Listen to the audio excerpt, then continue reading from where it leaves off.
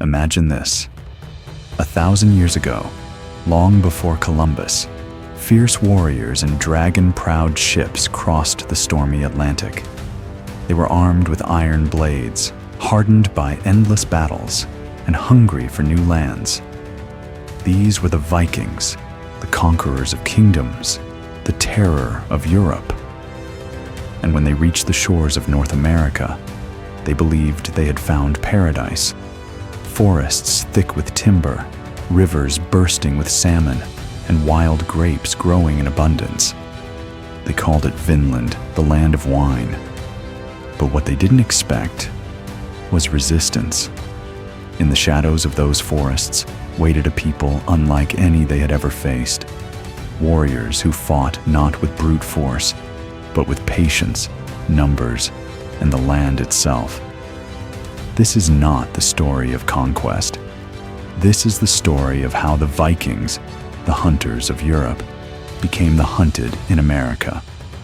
So, what really happened when the Vikings clashed with the native peoples of North America? And why did the most feared warriors of their age retreat? Stay with us, because this forgotten chapter of history will change the way you think about the Vikings and about the first peoples who stood against them. Our journey begins around the year 985. A Norse sailor named Bjarni Herjolfsson was blown wildly off course on his way to Greenland. Through the mist, he spotted a strange forested coastline, something unheard of in the icy North Atlantic. He never set foot on it, but his tale would ignite the imagination of others.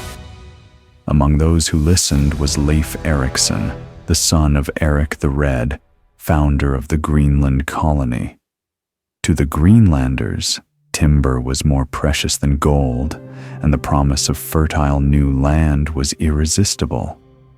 Around the year 1000, Leif set out to find this mysterious coast. What he discovered felt like another world. He landed in several places, naming them Helluland, the land of flat stones, likely Baffin Island, Markland, Forest Land, probably Labrador, and finally, a lush paradise he called Vinland, the land of wine, for the wild grapes that grew there. Here, the rivers teemed with salmon larger than any the Norse had seen. The forests stood thick and tall, offering the timber that Greenland so desperately lacked. To a people used to barren rock and icy winds, this land was nothing less than a dream come true. Leif and his small crew built a settlement, likely the one we now know as Lonso Meadows in Newfoundland. They stayed for a winter, gathering timber and food, before returning to Greenland with tales of abundance. Word of Vinland spread like wildfire. Soon, other expeditions followed. Among them was Leif's brother Thorvald, and later, a wealthy merchant named Thorfinn Karlsefni, who attempted something truly bold, not just exploration, but colonization. Karlsefni brought not only ships and warriors, but also women and livestock, clear proof that the Norse hoped to build a permanent home in this new world. But Vinland, as they would soon discover, was not empty. It was already the homeland of people who had lived there for thousands of years, the ones the Norse called Skrælingjar. Their true identity is still debated. They may have been ancestors of the Beothuk of Newfoundland, or perhaps related to the Dorset or Thule peoples of the Arctic. Whoever they were skilled hunters, seafarers, and warriors, deeply tied to the land.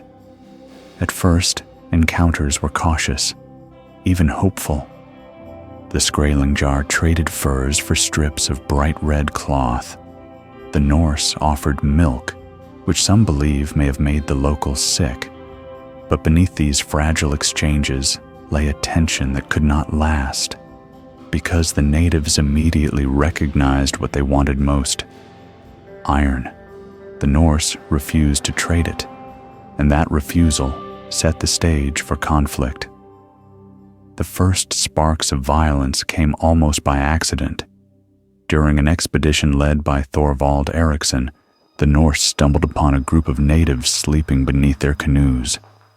For reasons lost to history, the Vikings attacked, killing nearly all of them. Only one escaped. He ran to sound the alarm. Soon after, a fleet of hide-covered boats surged from the fjord. Arrows rained down on the Norse. Most Vikings crouched behind shields, but one arrow found its mark, slipping through the gap and striking Thorvald under the arm. As he lay dying, he begged his men to bury him in the very land where he had hoped to build his home. Thorvald Erikson became the first known European to die in the New World, not in conquest, but as a casualty of the violence his own men had begun. From that moment, the fragile peace shattered. At Karlsefni's settlement, tensions boiled over again, this time sparked by something as simple as a bull. The Norse had brought livestock across the ocean, a sign of their hopes for farming. But when a bull escaped its pen and bellowed across the settlement, the Skrælingjar, who had never seen such an enormous, roaring beast, panicked. They fled in fear and returned weeks later as a war party. What followed was a series of skirmishes that revealed just how different the two sides were in their way of war.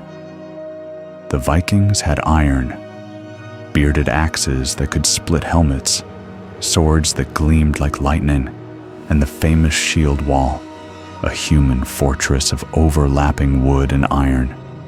In the open fields of Europe, this formation was nearly unstoppable. But Vinland was not Europe. The indigenous warriors had no iron, but they didn't need it. Their bows and arrows, tipped with stone, bone, or antler, were devastating in the dense forests. They fought on their own terms, swift, hit-and-run raids, ambushes from the tree line, arrows from every direction. The shield wall was designed for a frontal clash, but in Vinland, the Norse were surrounded. Arrows whistled from all sides. A strike to the leg, the face, or beneath an arm was just as deadly as an axe blow. Psychology became a weapon. The sagas describe terrifying war cries echoing through the night and strange weapons, like a giant stone hurled in a sling, wrapped in skin, roaring through the air like some unearthly beast. To the Norse, it felt like witchcraft. Fear spread through their ranks. And then there was the brutal math. Karlsefni's largest expedition numbered perhaps 160 people. The Skrælingjar, though scattered across the land, vastly outnumbered them. For the Norse, every loss was a disaster. For the natives, losses were sustainable. They could keep the pressure up forever. The dream of Vinland was crumbling into a nightmare. Yet, amidst the fear, the sagas preserve one story of defiance, a woman's story. Her name was Freydis, the illegitimate daughter of Eric the Red. During one raid, the Norse panicked and fled. Freydis, heavily pregnant, shouted after them, "Why do you flee from such pitiful wretches? If I had a weapon, I could fight better than any of you." She snatched a sword from a fallen man, bared her breast, and struck it with the flat of the blade, letting out a wild war cry. The sight so shocked the attackers that they stopped and withdrew. Historians debate the truth of this tale, but in the saga, it stands as a moment of fierce defiance, a symbol of how desperate and dangerous life in Vinland had become. As months turned into years, the truth became undeniable. Vinland was not a new homeland. It was a battlefield. The Norse were living under constant siege. Every hunt, every attempt at farming, even stepping beyond the walls of their settlement meant risking ambush. The sagas speak of men looking over their shoulders, of sleepless nights filled with fear of arrows in the dark, and worse still, the logistics of survival were crumbling. Vinland lay at the end of a supply chain stretching thousands of miles, from Norway to Iceland to Greenland, and finally across the Atlantic. Every tool broken, every nail lost, was a crisis. Yes, the settlement at Lance aux Meadows shows traces of ironworking and boat repair, but their resources were finite. Without steady resupply, they were stranded. It wasn't one catastrophic defeat that forced the Norse to leave.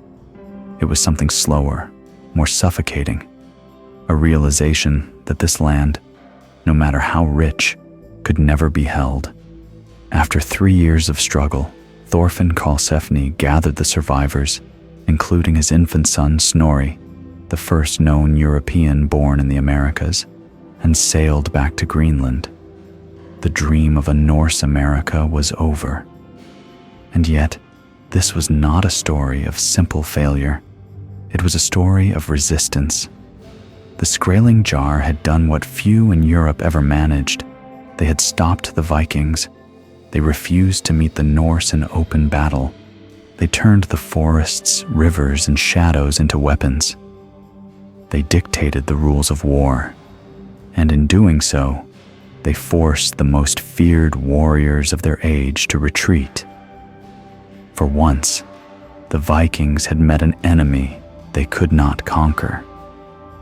When we think of the Vikings, we imagine unstoppable raiders carving their way across Europe with fire and steel. But in Vinland, the story was different. Here, the feared hunters became the hunted. The Norse came seeking wealth, timber, and farmland. They left behind only a scattering of ruins, a few artifacts, and stories preserved in the sagas. Meanwhile, the first peoples of North America proved something extraordinary. That determination, strategy, and knowledge of the land could triumph over iron blades and chainmail. This wasn't just the end of a colony, it was the end of an age. The Viking expansion, which had swept across oceans and kingdoms, finally hit a wall on the shores of North America. And yet, what a powerful reminder it leaves us. History is not just the story of conquerors, it is also the story of those who resisted, those who defended their homelands with courage and cunning. The Skrælingjar, often overlooked, stood their ground, and in doing so, they shaped a chapter of history that few know today. 500 years before Columbus, Europeans touched the shores of the New World. But unlike later conquests, this was not a tale of domination. It was a tale of resilience. The lesson is clear. The will of a people to defend their home is one of the most powerful forces in all of human history.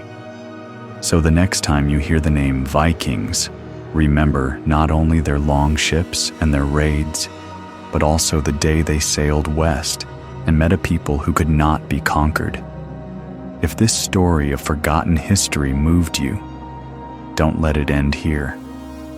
Hit like, share this video with someone who loves uncovering the hidden chapters of our past, and subscribe to History in Motion. There are countless more mysteries waiting to be explored, and together we'll bring them back to life.